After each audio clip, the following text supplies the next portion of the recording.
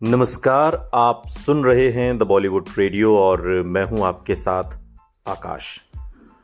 दोस्तों, आज के इस पॉडकास्ट में बात राजेश खन्ना की।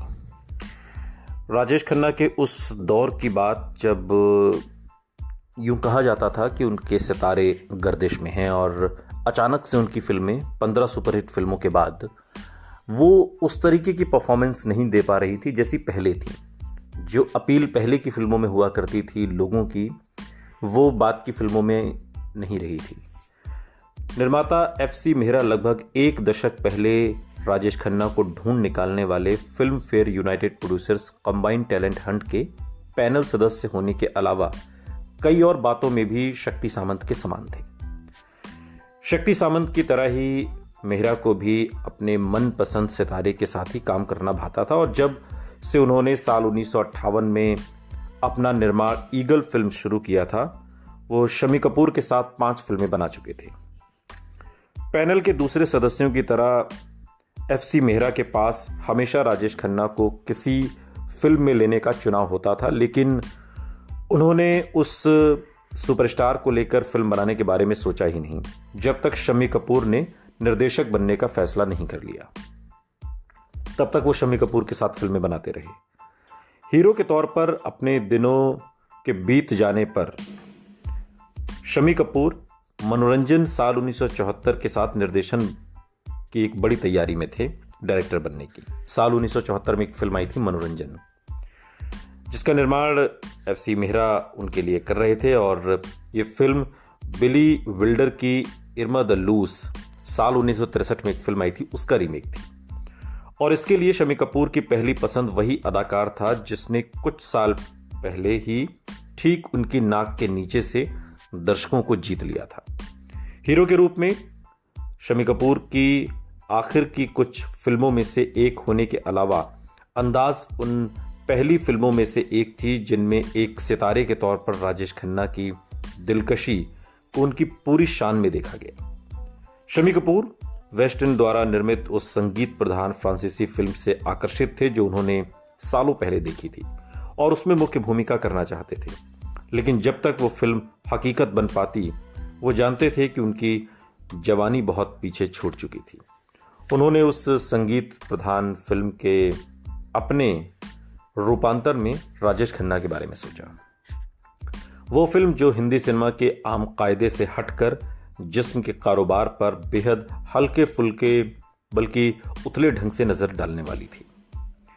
एक सीधे साधे सिपाही का किरदार अदा करने को लेकर उत्तेजित उत्साहित राजेश खन्ना ऋषि कपूर के इस पागल नटखट रूपांतर का हिस्सा बनने का इंतजार कर रहे थे और लेखकों के रूप में सलीम जावेद के नाम का सुझाव दिया गया। मगर शम्मी कपूर ने पहले ही अनुभवी लेखक अबरार अलवी के साथ काम करना शुरू कर दिया था, जिनका नाम प्यासा, कागज के फूल और साहिब बीवी और गुलाम जैसी गुरदत की क्लासिक फिल्मों के साथ जुड़ा था और उन्हें राजेश खन्ना के सुझाव में कोई दिलचस्पी नहीं थी। राजेश खन्ना फिर भी सलीम जावेद की सिफारिश करते रहे और ये सुझाव भी दिया कि जब तक आलवी कहानी पूरी करते वो जोड़ी पटकथा पर काम कर सकती थी, लेकिन शम्मी कपूर को ऐसा कुछ भी मंजूर नहीं था और उन्होंने राजेश खन्ना की जगह संजीव कुमार को ले लिया। जहां राजेश खन्ना सलीम जावेद को अपनी फिल्मों के साथ जोड़ना चाहते थे, वहीं वो दोनों ही अपनी ही करना चाहते थे। सलीम जावेद औरों की तरह राजेश खन्ना की तेज मिजाजी को सहने के लिए तैयार नहीं थे। हालांकि वो रिश्ते को जितना पेशेवर रख सकते थे उन्होंने रखा। जब शक्ति सामंत ने कोश्ती कबीले के सरदार पाले खान के जीवन पर फिल्म बनाने की सोची, जिसने तीसरे दशक में उत्तर पश्चिमी सीमा क्षेत्र में अंग्रेजों के खिलाफ लड़ाई लड़ी थी, तो मुख्य किरदार के लिए राजेश खन्ना ही सहज पसंद थे। एक बार फिर राजेश खन्ना ने सलीम जावेद का सुझाव दिया और शक्ति सामंत उन्हें मिलने के लिए मान भी गए, लेकिन क्योंकि उन्होंने किसी लेखक को जुबान दे रखी थी तो दोनों सामंत से मिले और उस ख्याल का सार सुन लिया जिसने सामंत को प्रेरित किया था। कहानी सुनने के बाद उन्होंने शक्ति सामंत से कहा कि चूंकि पाले खान एक एक्शन फिल्म थी, वो राजेश खन्ना के लिए सही नहीं थी और शक्ति सामंत को हीरो के लिए धर्मेंद्र जैसे किसी के बारे में सोचना चाहिए। जैसे ही सलीम जावेद ने प्रोजेक्ट छोड़ा, ये ख्याल भी शक्ति सामंत को छोड़ गया और एक दशक के बाद ये फिल्म बनी जैकी श्रॉफ के बागी का किरदार निभाने के साथ। हालांकि इस तरह की कई फिल्में राजेश खन्ना के लिए ठीक नहीं बैठी। उन्होंने उनका इतना नुकसान नहीं किया जितना उस अगली फिल्म ने, जिसे लेखकों की जोड़ी ने लिखा और जिसमें राजेश खन्ना को लिया जा सकता था लेकिन नहीं लिया गया। साल 1975 में ये साफ जाहिर हो गया था कि एक्शन फिल्में और अमिताभ बच्चन दोनों ही टिकने वाले थे। जैसा कि कई सूत्रों के सामने उन्होंने खुद माना और राजेश खन्ना को भी एहसास था। जंजीर और नमक हराम के बाद अमिताभ बच्चन लंबा पतला जद्दोजहद में लगा वो अदाकार नहीं रहे थे जो स्पेक्ट्रम के आखिरी छोर पर था और जिसके दूसरे छोर पर राजेश खन्ना थे। जब राजेश खन्ना एक के बाद एक हिट दे रहे थे तो अमिताभ बच्चन की 13 असफल फिल्मों की चर्चा तक नहीं होती थी। लेकिन अब जब सलीम जावेद उनके लिए बल्लेबाजी कर रहे थे तो अमिताभ पूरी तरह एक अलग ही हस्ती बन गए थे। हर आने वाली फिल्म और उसकी सफलता के साथ सलीम जावेद उतने ही मशहूर हो रहे थे जितनी उनकी लिखी पटकथाओं में काम करने वाले सितारे। फिल्म के इश्तिहारों पर नाम लिखे जाने के से पहले लेखक दोनों को राजाओं जैसा बर्ताव मिलता था और उस दौर के बड़े बड़े सितारों जितनी तवज्जो भी, और जिनके लिए वो लिखते थे उनमें से कईयों से ज़्यादा पैसा भी सलीम जावेद के पास था। लेकिन जिस बात ने उन्हें बेहद ख़ास बना दी थी वो थी सितारों के साथ चुने जाने में उनकी वीटो या नामंजूर कर देने की ताकत।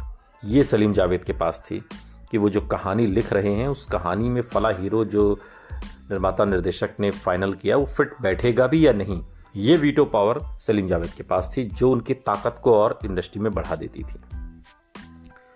यश चोपड़ा को दीवार का निर्देशन करना था और जब पटकथा को अंतिम रूप दिया जा रहा था तो राजेश खन्ना को विजय और नवीन निश्चल को उसके छोटे भाई रवि के किरदार में लिए जाने का विचार हवा में था। राजेश खन्ना के करीबी, उनके दोस्त और अक्सर कारोबारी साथी जैसे भूपेश रसीन बताते हैं कि कैसे राजेश खन्ना शुरुआत में पटकथा का जरूरी हिस्सा थे। दीवार के कई खास सीन्स पर काका जी के साथ चर्चा की जाती और तकरीबन हर कदम पर उनकी सलाह ली जाती। ये भूपेश रसीन बात के दिनों में एक इंटरव्यू के दौरान कहते हैं। लेकिन सलीम खान को ये अलग ही ढंग से याद है, वो इसकी अलग बात बताते हैं। वो कहते हैं उस निर्माण ने राजेश खन्ना को पहले ही एक फिल्म के लिए अनुबंधित कर रखा था और इस मायने में निर्माता गुलशन राय राजेश खन्ना को उनकी अगली फिल्म में लेने के लिए उत्सुक थे। और सलीम खान कहते हैं और जोर देते हैं कि विजय के लिए अमिताभ बच्चन के अलावा किसी और के बारे में सोचा ही नहीं गया था। जब ये कहानी लिखी गई, ये किरदार बुना गया, देश में फैली राजनीतिक उथल पुथल ने सलीम जावेद को ऐसे आवेश से भर दिया था जो उन्होंने पहले कभी अनुभव नहीं किया था। और उन्होंने एक बार दीवार लिखनी शुरू की तो सिर्फ 18 दिनों में ही ये पूरी फिल्म लिख डाली। जब कलाकारों को चुनने का वक्त आया तो उन्होंने और भी कम वक्त लिया। दोनों अड़े थे कि दीवार में विजय के किरदार में सिर्फ अमिताभ बच्चन के साथ ही वो फिल्म सफल हो सकती है, वरना नहीं, किसी और के साथ तो संभव नहीं। वो अपने अंदरूनी एहसास पर अडिग रहे, लेकिन जो नजरिया उन्होंने अपनाया वो अमिताभ बच्चन का साथ देने के बजाय राजेश खन्ना को खारिज कर देने जैसा ज्यादा लगता है। 15 साल बाद एक फिल्म रिलीज के 15 साल बाद एक फिल्म पत्रिका में अमिताभ बच्चन के साथ एक सांझे इंटरव्यू में राजेश खन्ना ने साफ शब्दों में कहा कि हालांकि यश चोपड़ा उन्हें चाहते थे लेकिन उनके पास अमिताभ बच्चन को लेने के अलावा कोई चारा नहीं था, क्योंकि यश चोपड़ा अगर बच्चन को न लेते तो सलीम जावेद पटकथा देने को तैयार नहीं थे। मुड़कर देखें तो राजेश खन्ना की बजाय अमिताभ बच्चन का विजय का किरदार निभाना ज्यादा सही भी लगता है।